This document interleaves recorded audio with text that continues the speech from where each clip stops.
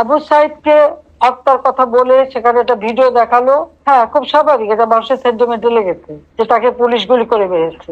এখানে আমার প্রশ্নটা হচ্ছে, তাকে যদি পুলিশ গুলি করে থাকে, তো গুলি খাওয়া একটা লোক এরা টেনে নিয়ে গেল, এখানে কিন্তু কোনো রক্তের চিহ্ন দেখা যায়নি। দ্বিতীয় কথা হচ্ছে যে তার সঙ্গী সাথীরা যে তাকে টেনে নিয়ে গেল, কোথায় নিয়ে গেল?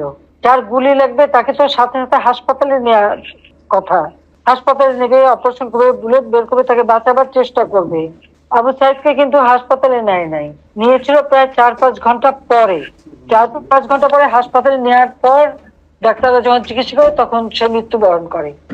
তার মাথায় আর একটা ভিডিওতে দেখা গেছে তার মাথা, ওরা যখন পুলিশকে ঢিল মারছে, সেও পুলিশকে মারতে মারতে এগিয়ে যাচ্ছে, তার মাথায় একটা ঢিল এসে পড়ে, সে মাথায় হাত দেয়। তাহলে প্রশ্ন যে এই একটা সেন্টিমেন্ট তুলে তারা যে এতগুলি জীবন নিয়ে খেললো, এর জবাব কে দেবে?